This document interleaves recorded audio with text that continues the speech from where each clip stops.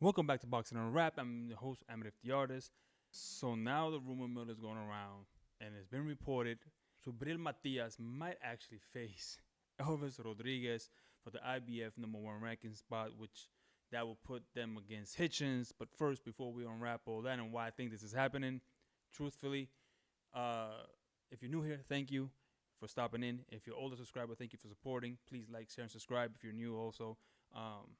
And put your handles in down below in the comments if you're a creator as well, so we could sort of all help each other out a little bit here. But now let's unwrap the situation. Why is this rumor going around? Well, I don't really know, except I have my feelings on why. So if you've been following X at all and have seen Teofimo Lopez on there lately, recently, he's been saying that he's underpaid.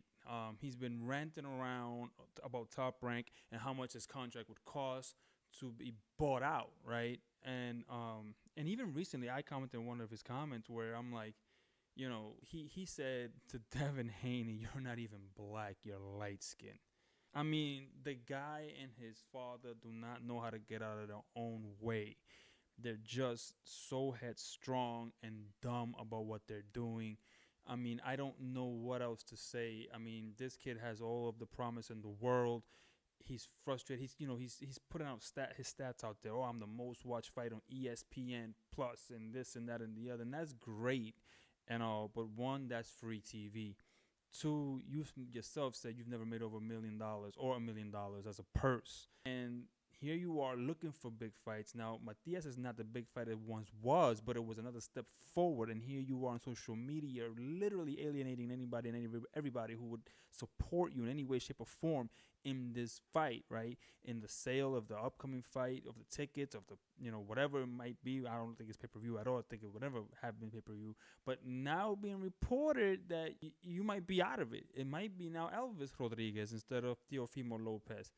Why that might be? There are people saying that Top Rank might be blackballing him because he's too expensive and he's not helping his own cause out on social media. Him and his father do not know how to shut him up. He doesn't have a team that tells him, that manages his social media handles.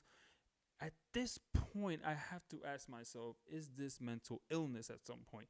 When do we know, and how, and do we take a really good look at these young fighters who do and say these things? I mean, are we really, I'm not a big proponent of saying, and excusing everything into mental illness. There is some responsibility to bear here, right? Because if when you say things like to Devin Haney, "You're not black," I mean, last time I checked, I looked, and with my own eyes, they've always said that they were black people, like they're black. Like how, and the shade.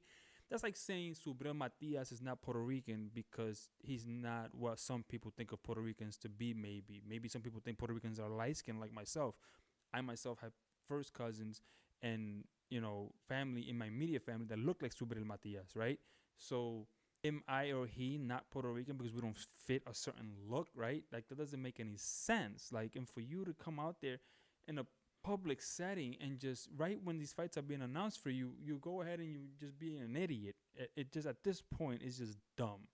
It's really dumb. Somebody should really step in, and if they want to save anything that's left of this guy's career, Devin Haney did it. Bill did it for Devin Haney in a different way, and Teofimo Lopez Sr. not helping his son out at all by one, allowing him to continue, and two, him just being just a flat out racist, being dumb and ignorant, giving New Yorkers a bad name. It's just like it's just so bad all around. And I wish he could turn it around. I wish he just shut up and fight. And I know that's a throwback to I remember when the news reporter told LeBron James, "Shut up and dribble." There's a different undertone here. Like, shut up and fight, meaning you're really harming yourself. It's not like the same thing because it was, LeBron was being political and had causes, where he is just being racist and stupid. So at this point, shut up and fighting might be the best idea he could ever possibly have. And that's what I want him to do at this point, because anybody that cares about him and his family and his circle should tell him the same thing. You need to calm down. You're wrecking your own career.